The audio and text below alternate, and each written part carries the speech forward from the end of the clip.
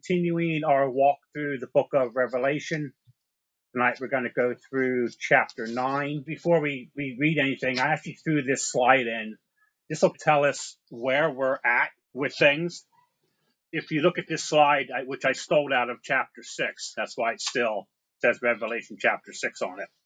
You'll see that we've been through the 7 seals, and we are sitting right here. I know the slide is small, but we're sitting right here under the 7 trumpets, and we're actually at trumpet. We're going to go through trumpet number 5 and trumpet number 6 tonight, which is all part of chapter 9. And also remember that 5, 6, and 7 of the trumpets are also woe 1, 2, and 3. Once we get through this, then we start with the last set of 7, which is the 7 bowls, or also called the 7 vials at places. Anyhow, we are starting right here. Greg, you want to start off here? And the 5th angel sounded, and I saw a star fall from heaven unto the earth, and to him was given the key of the bottomless pit. The 5th angel sounded. No magic here, so this is the 5th of the 7th angel, or also known as the first woe. I saw a star fall from heaven unto the earth. This star would be an angel from heaven. We are told a couple places in Scripture that angels are referred to as stars. One of them that we talked about earlier, way back in our first study, which is Revelation 1:20. I'm just going to read the part that's highlighted there. It says, the 7 stars are the 7 angels of the 7 churches. We know from Scripture, which actually Scripture interprets Scripture. If we're not sure what a star falling is, we can look back in Revelation chapter 1, and we can see that angels are referred to as stars. We know that there is a star or an angel from heaven. And fell doesn't mean that he stumbled and tripped, it means that he somehow, however angels do it, came from the 3rd heaven, which is where God is, down to the earth. I have a notation here that some possibly think that it was Satan cast them, with reference to that. The Bible doesn't say who it was. No. Find out that actually, even in here, it says that this angel was given the authority to open the bottomless pit. So I don't know if that was Satan. Satan actually fell to earth quite a long time ago. Yeah. So this being in the end time, I'm not sure. But Yeah. it's not mentioned who it is. Now also, as we go through this, we also find out that there is I guess you would call him a general or something of the bottomless pit, who's Abaddon, which is an angel. Whether this could be him as well, I don't know. It doesn't say. And to him was given the key of the bottomless pit. He was not the keeper of the key, but he was given the key. This angel is given the key or authority to break open the bottomless pit. Again, I don't think there is a physical lock on the bottomless pit. I think it's more of an authority, like a seal that would be on the bottomless pit. This pit is located at the very center of the earth. We talked about this before. The bottomless pit could also be known as hell or Hades or whatever else you want to call it. And I used to always think about the bottomless pit. How can there be a bottomless pit on the earth? But if you actually look at this, if you are right in the center of the earth, you would be constantly falling due to the gravity at the center of the earth. And it'd probably be circular. And as the earth is rotating, you would be constantly in a state of falling, hence a bottomless pit. It's almost like the space station, but I know that's not obviously the bottomless pit. The space station is constantly falling towards Earth, but it's going around the Earth, which keeps it in its orbit. But the space station is constantly falling. And of course, since that was put up by man, occasionally they'll have to do a controlled burn to push it up higher in the orbit. But if you got it at the right spot, it would constantly fall but never hit the earth. He opened the bottomless pit, and there arose smoke out of the pit, as the smoke of a great furnace, and the sun and the air were darkened by reason of the smoke of the pit. Again, this verse is pretty much self-explanatory, but we'll go through it. And he opened the bottomless pit. So the falling star, the angel, opened the pit. Again, we don't know who that is. This bottomless pit, who is currently in this pit? When he opens it, people in there. There's angels in there. I have a couple scriptures listed here. Hebrews 9:27. And as it is appointed unto men once to die, but after this the judgment. So when a person dies, they get judged. And from that, whenever judgment is on them, they either would go to heaven or to the bottomless pit or into hell. There are currently people in hell at this point or the bottomless pit. Also, Jude 1:6, and the angels which kept not their first estate, but left their own inhabitants, he hath reserved in everlasting chains unto darkness, unto the judgment of the great day. And then in Peter, and again, this coincides with 2 Peter 2:4. For if God spared not the angels that sinned, but cast them down to hell, and delivered them unto chains of darkness to be reserved unto judgment. We know that there are people there, and there's also the angels that have sinned or that have fell, are also currently in the bottomless pit. When he's opening this pit, that is what would be revealed inside. And there arose a smoke out of the pit, as the smoke of a great furnace. So the smoke is going to ascend from the heart of the earth, darkening the skies. And that just makes common sense. This is a compartment located in hell where devils or demons, actually the word demon is not in the Bible at all. The Bible refers to these entities as devils, not demons. I know that we use the word demon a lot, and I think we get that from demonic, the word demonic. I think where we get the root word for demon. But the Bible actually calls them and refers to them as devils, where devils currently reside. And the sun and the air were darkened by reason of the smoke of the pit. Again, when you open this pit, and there's many places in the scripture as well, it tells you that, what hell is. It's a place of fire, brimstone. And we don't use the word brimstone anymore, but brimstone is basically sulfur. We would use the word sulfur nowadays. So the smoke coming out of the pit would cause darkness on the earth. And there came out of the smoke locusts upon the earth, and unto them was given power as the scorpions of the earth have power. Okay, the pit has been opened, and we get a look inside. Besides smoke and sulfur coming out and blocking the sun and the moon and the stars, causing the earth to be in darkness. Also, we see that there are locusts coming out of this pit as well. This is not the insect like we realize of locusts. So that actually would be the evil spirits. These are not the people that are in hell. These would be these angels that have fallen, the devils that are coming out of the pit. So these are evil spirits whose influence and work can be represented by locusts. So again, John is trying to describe a demonic entity that is coming out of this pit the best way that he can.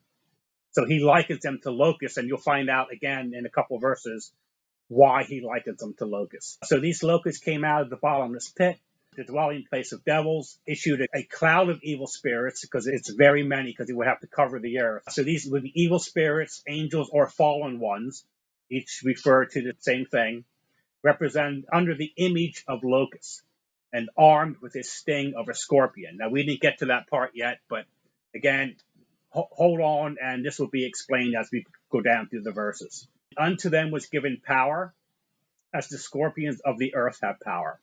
Again, these devils or demons and evil spirits that come out of the pit, they were given the power. So they didn't have it on their own, but they were given the power as a scorpion on the earth has power. So power to hurt is implied, since they are compared to scorpions, and we will read more about this in Revelation 9:5. So just as a scorpion, comparing this to a scorpion, in the Middle East, the scorpions there have a sting which is reported to be the worst pain of any sting possible. And these locusts have power to inflict this kind of stinging torment like scorpions for a period of 5 months. Again, we'll get to that a little bit later when we talk about the type.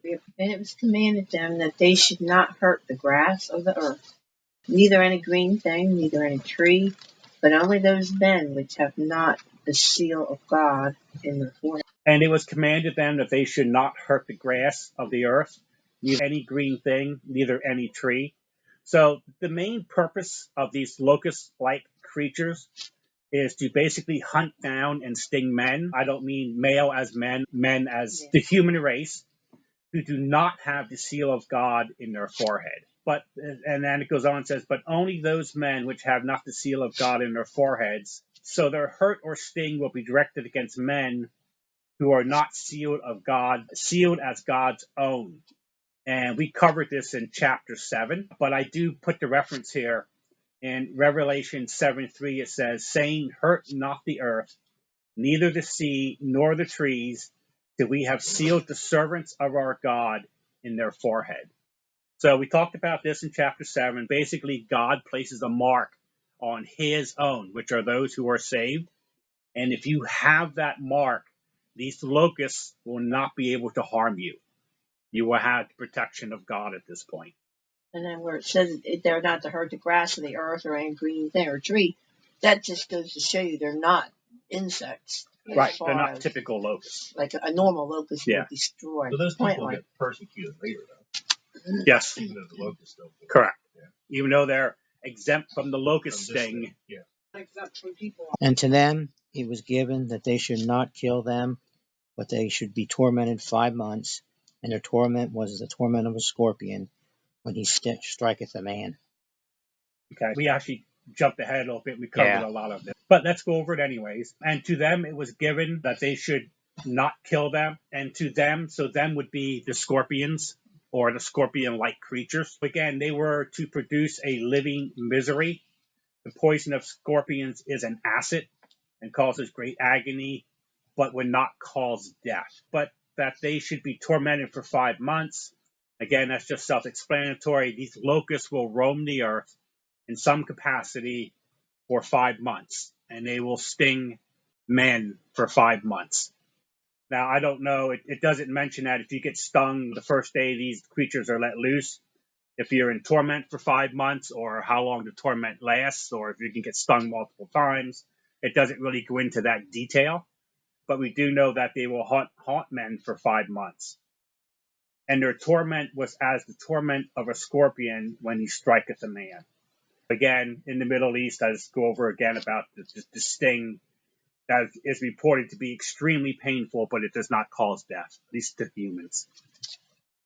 And in those days men shall seek death, and shall not find it, and shall desire to die, and death shall flee from them. So the sting of the locusts will have a great effect on the unsaved at this point. The pain and stress of the sting will cause people to seek death rather than endure the torment of the locusts and their sting. It kind of alludes to the point that for 5 months, death will not occur on the earth, although it is possible that there could be another scorpions won't cause death. If you're stung, you would want to die but can't. But that doesn't mean that maybe there's another thing on the earth. If you get hit by a car, are you going to die? So I'm not 100% dogmatic on that, but it does sound like that if you are definitely stung, you will wish you would die, but you won't die. Even if they tried to kill themselves, they would not die. If you're stung, yes. It implies that, yeah. It implies that, yes. Either you won't have the will. Yeah, somewhere Right, it says because where they seek death apparently and you can't. won't even be able to commit suicide. Seems a little odd.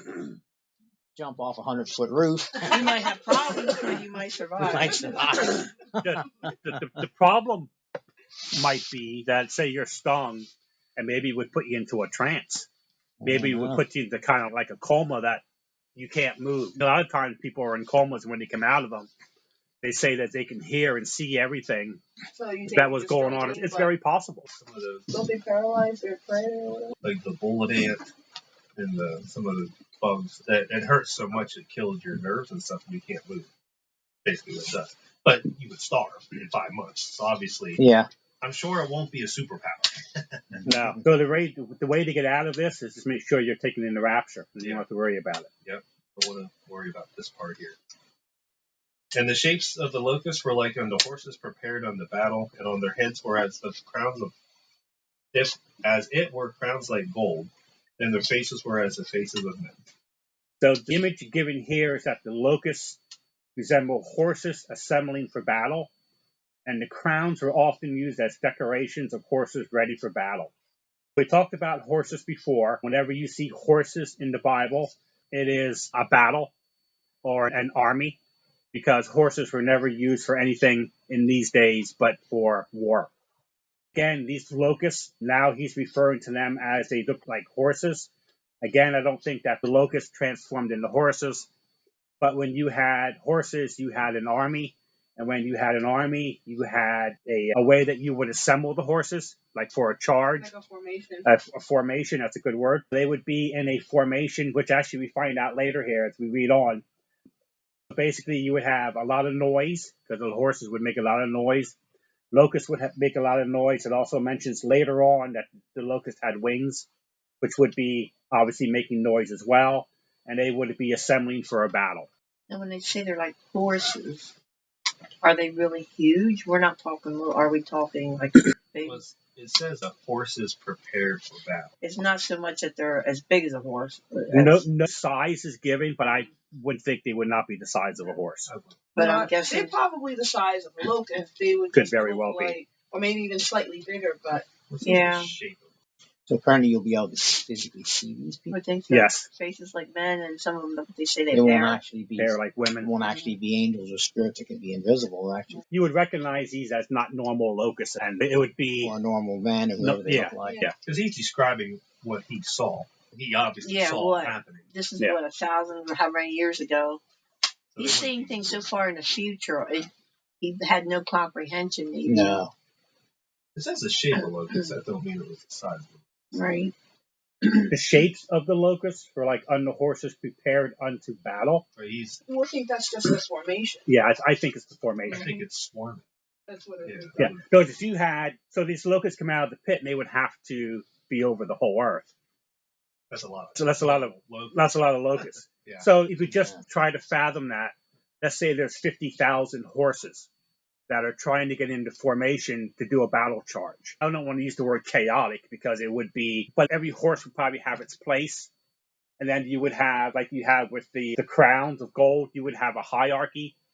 In other words, like today we use stripes on your general would lead, and then you would have your ranks, and then you would have your legions with so many soldiers, and then you had centurions, which had 100 soldiers, and you would have that hierarchy in your charging formation. And they would be their formation would be, or the locusts would be forming these charges, or the formation for the charges.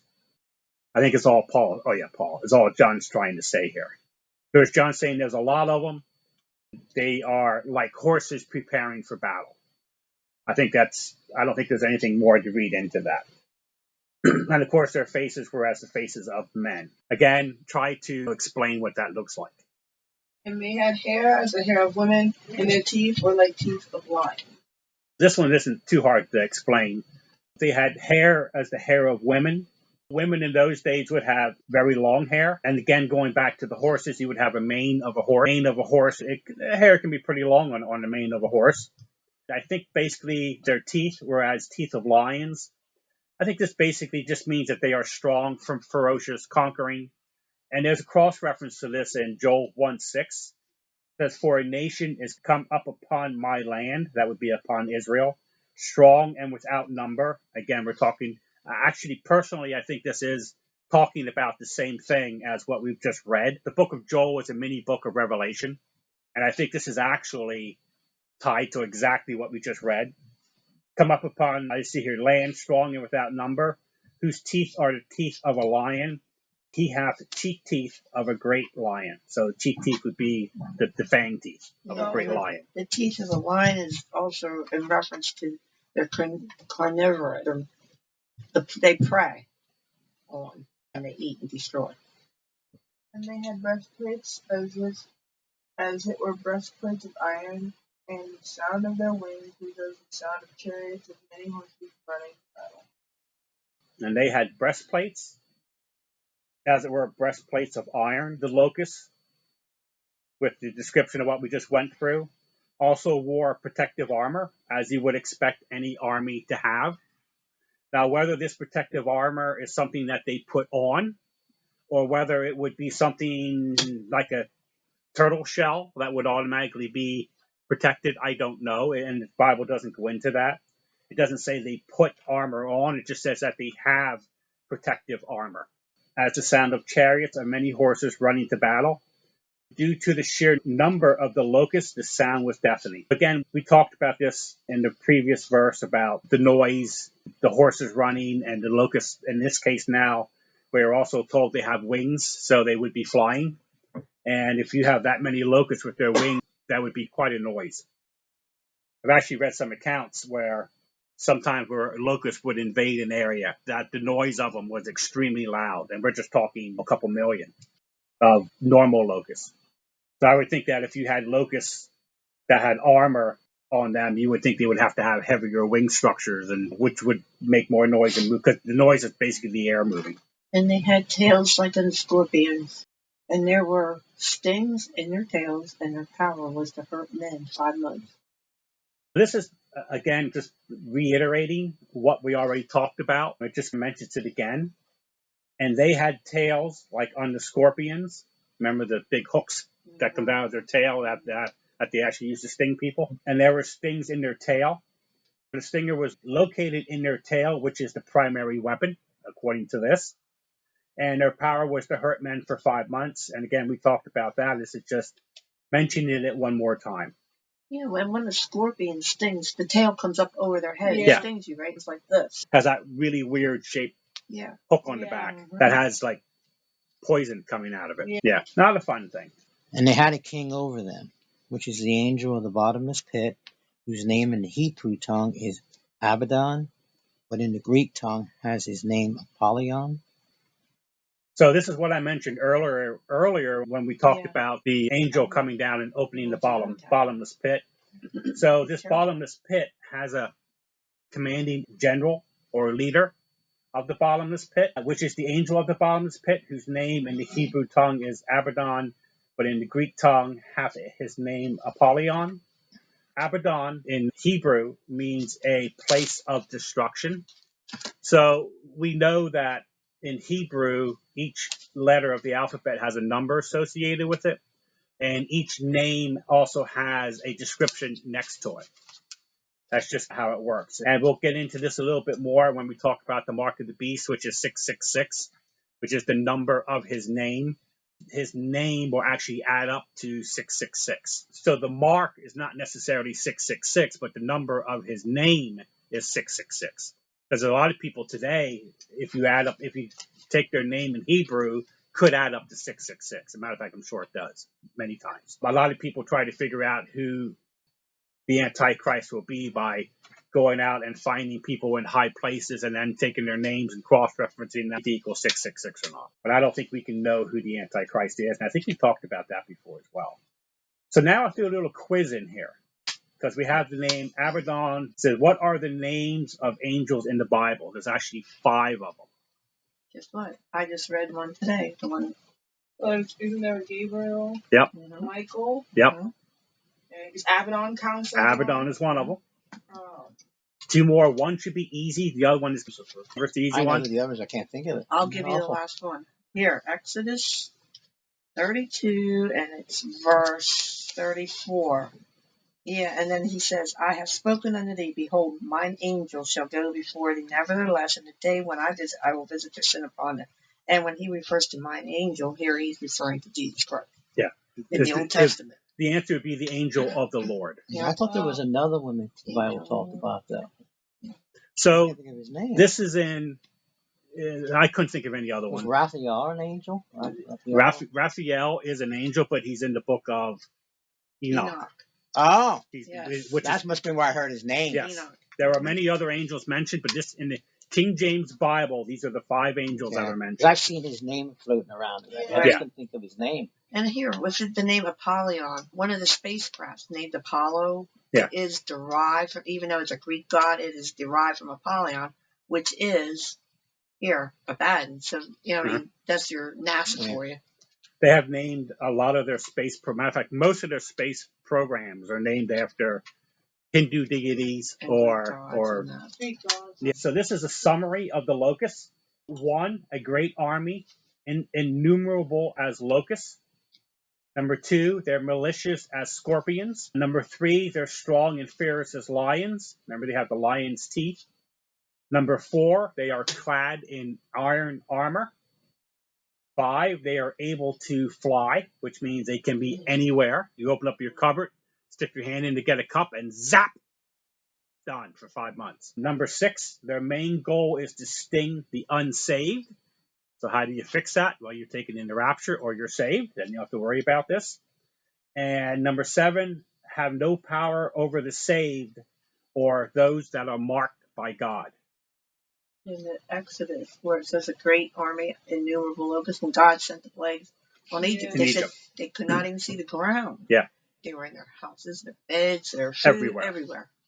One woe is past, and behold, there come 2 woes more hereafter. So the 5th trumpet and the first woe is complete. As we go to Revelation 9:13, we will prepare for the 6th trumpet and the 2nd woe. And the 6th angel sounded, and I heard a voice from the 4 horns of the golden altar which is before God. So the 6th angel sounded. That would be the 6th of 7th angels of the trumpet judgments have begun, also known as the 2nd woe. I heard a voice from the 4 horns of the golden altar. So we actually talked about this in our last study, and this goes back to Revelation 8:3. A voice is heard coming from the golden altar of incense. And again, you can look at Revelation 8:3, and John again does not say who spoke. He just simply heard a voice. Saying to the 6th angel which has had the trumpet, loose the 4 angels which are bound in the great river Euphrates. Now we're off the locusts, and we're on to these 4 angels that are bound in the great river Euphrates, saying to the 6th angel which had the trumpet. So the voice of the 4 from the 4 horns of the altar, I know I have this in here again, on the altar instructed the 6th angel to, and then I have dot, which means you go on to the next one here, loose the 4 angels which are bound in the great river Euphrates. So there were 4 angels in command of an invasion of a foreign nation coming out of the east, great with ruin and destruction in their wake. This is another army coming towards Israel. As we go through this, you'll get a little bit more explanation. With the 1,000,000-man army. Yeah. Yeah. There are other. Yeah, let's go through this. And I think once we go through it, maybe we'll know a little bit more too. Okay. Sorry, this is a small army. See that? Yes, it on from the Bible on Okay. its own.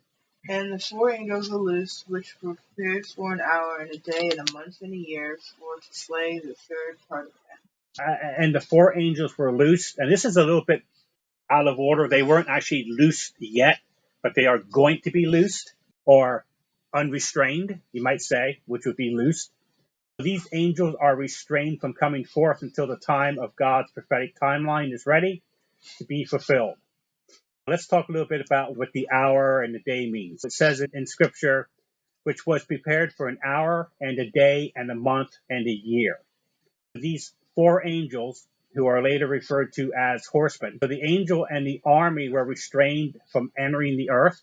Again, I think this is a demonic force, which is why I think it's not China. Again, we'll read this same account, I think, in Joel somewhere. It's coming up in the next couple of slides, where we get a little bit different picture of what's going on here. This generally states their readiness for a quick dispatch, as if they were waiting for an order or a commission to go over the river. They are ready not only at a year, a month, a day, but as an hour's warning, and all of them together as soon as they are given divine permission.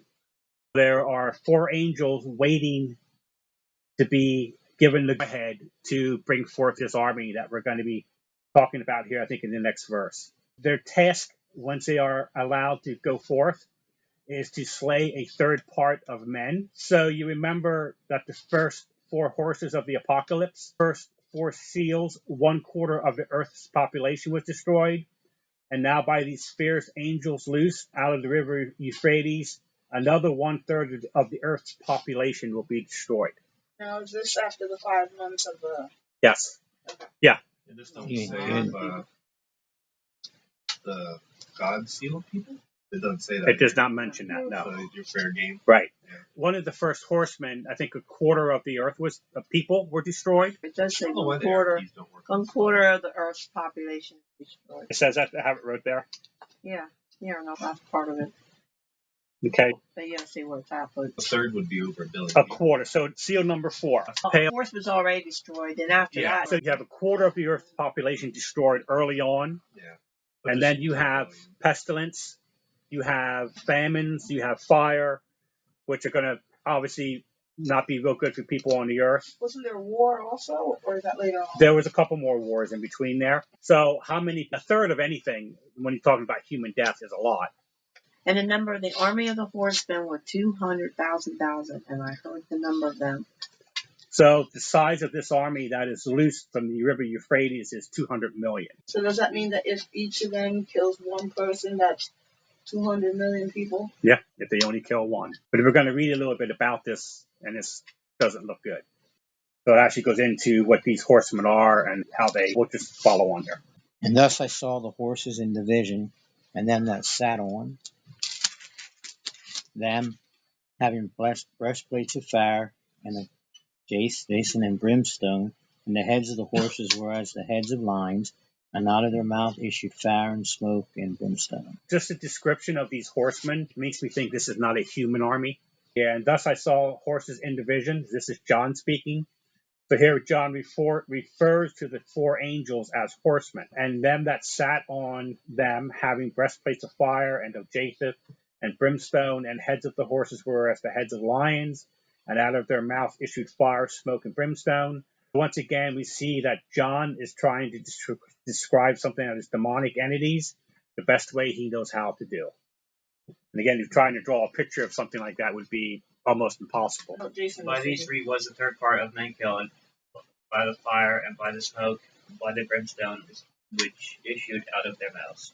Yeah, and again, this is redundant. We already talked pretty much about all of this, but we'll go through it. By these 3 were the third part of men killed. So 1/3 of the current population of Earth will perish because of these horsemen coming forth by the fire and by the smoke and by the brimstone. So this description is very similar to how hell and the lake of fire is described. Present day brimstone is called sulfur today, which issued out of their mouths. Since these are supernatural demonic beings, all I know is that the main weapon that is used would be from the front of the horse. Now, I know sometimes people talk about this being, for instance, you have smoke and fire coming out of the front. Some people claim that would be an invading army that would be driving tanks. Flamethrowers. I've heard that one. And you would have tanks as they would fire their shells. You would have smoke, you would have flame, you would have basically the brimstone or the sulfur smell of the shells going off. They also would mention that the same thing with like when we talked about the scorpions or stingers in their tails. They say that would possibly mean helicopters, where you would have the missiles would be the fire coming out, and then you would have machine guns, and that would be in the back of the tail, or machine guns on the tanks. The reason I don't know if I quite go along with that is because I don't think these are actual entities like humans. But for instance, like the scorpion and locusts and the scorpions come out of the pit. So that would mean that whoever is in the pit, whoever is in hell right now is making helicopters and tanks. It doesn't make sense to me. Maybe commandeered them. Yeah, I don't know. Could it be somebody on Earth up here has gotten order from a demonic being saying, hey, you need to make tanks and helicopters, and there's going to be entities coming out and jumping in these? I don't think so. But again, I think this is the supernatural we're talking about here. Yeah. Unless like with the locust, it was like this, will the stingers be bullets that will take months to heal? Yeah, he said they have wings.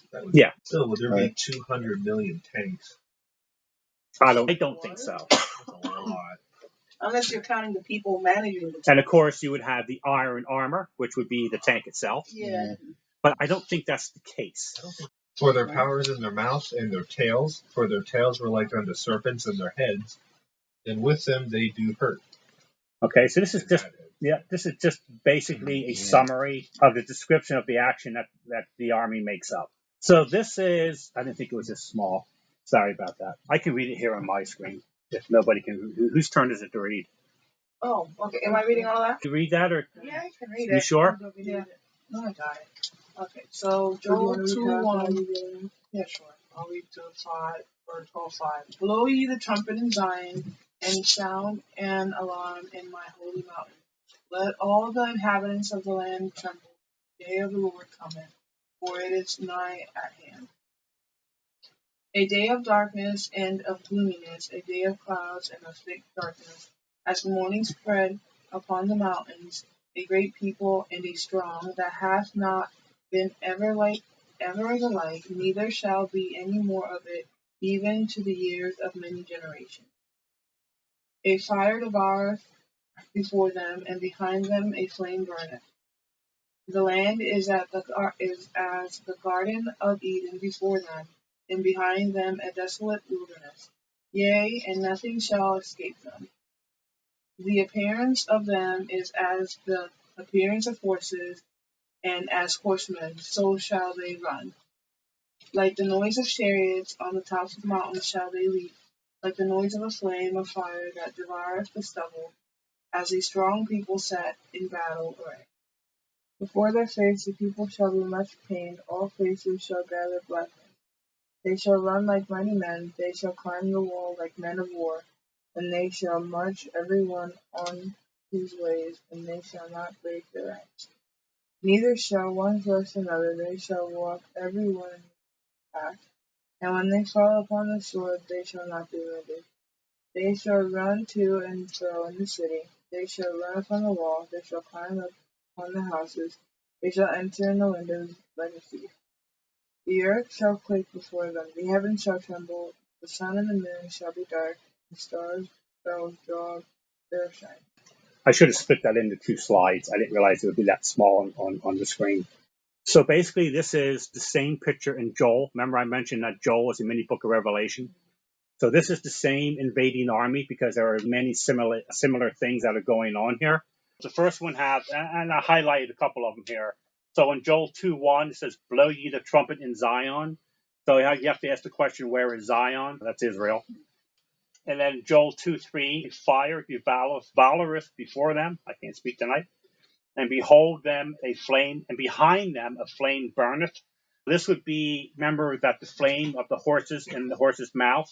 So as this invading army is going forward, you would have the flame coming out of their mouth, burning the flame before them. And if you would turn around and look, all you would see would be the flames of destruction of where these horsemen have come from. And again, John, actually, I don't know who wrote the book of Joel. Maybe it was Joel. The appearance of them is as appearance of horses and as of horsemen.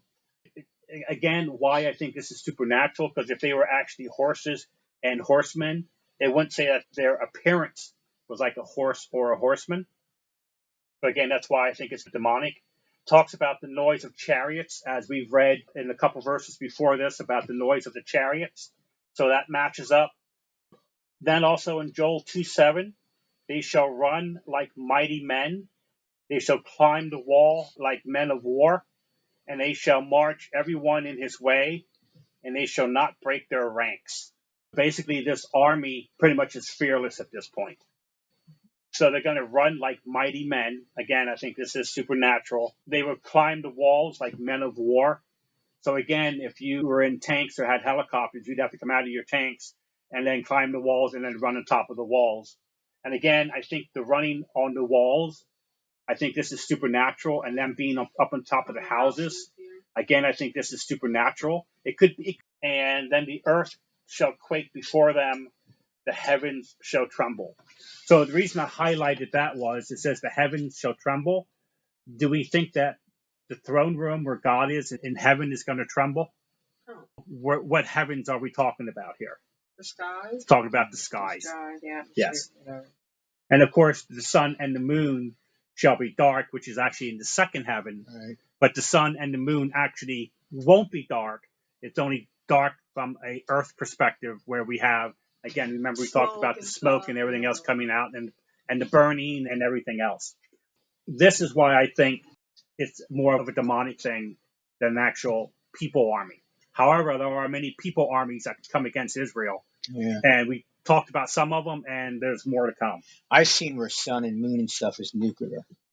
Could very well. You would have a fallout. Nuclear war would have you would have darkness over the land. Absolutely. Yeah, it could be nuclear. It could be who knows what. And the rest of the men which were not killed by these plagues, yet repented not of the works of their hands, that they should not worship devils and idols of gold and silver and brass and stone and of wood, which neither can see nor hear nor talk.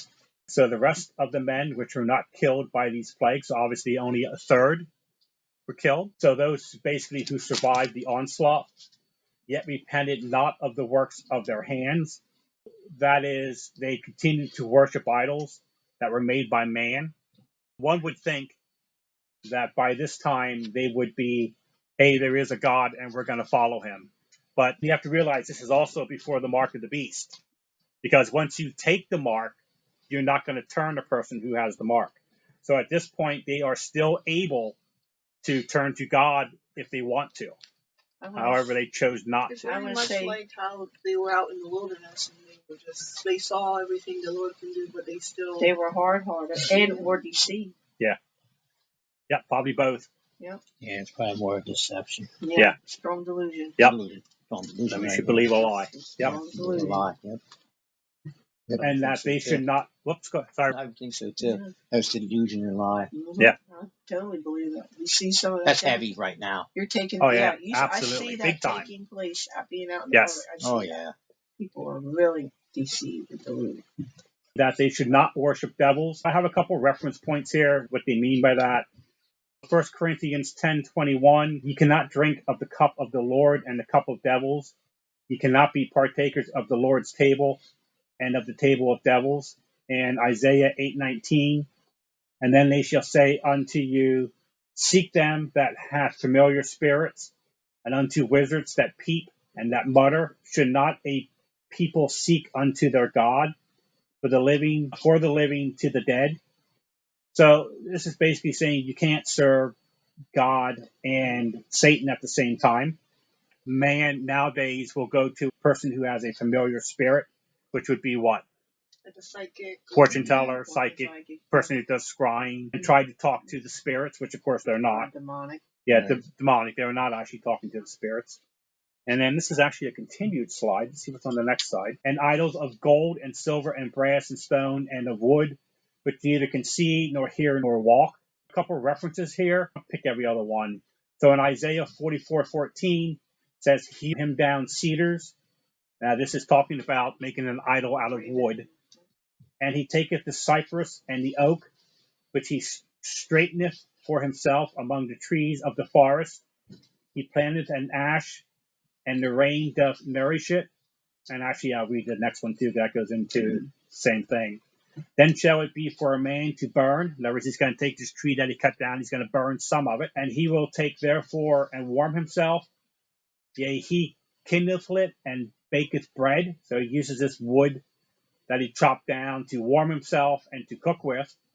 And then he takes the rest of it and he makes a god. This is basically Isaiah making fun of these people. He's mocking them. Yeah. And I lost my place there. And maketh a god and worship it. He maketh it a graven image and falls down thereto. So basically he takes a tree, he uses part of that tree to warm himself, part of that to make bread. Then he decides to whittle a god, and then he falls down in front of this stick that looks like a god, and he worships it and says, this is my god. And there's one place there where he picks his teeth with it. Yeah, he picks his teeth with part of it. And part of it he's bowing down to. And basically, he's just making a fool out of these people that do this. And then also, if you want to read on your own, Isaiah 44:16 and Isaiah 44:17, it goes into a little bit more detail. Neither repented they of their murders, nor of their sorceries, nor of their fornication, nor of their thefts. Basically, again, we're told that out of everything that has happened so far, through the seven seals, and out of the 6 trumpets that have already hit the earth, that people have to know that there is a God. However, they refuse to acknowledge him and refuse to turn to him for their salvation. And I think that's it. If you enjoyed the contents of this video, please hit the subscribe button to see more content like this in the future. Also, select the bell icon to be notified of new content when it is made available. In the meantime, keep looking up.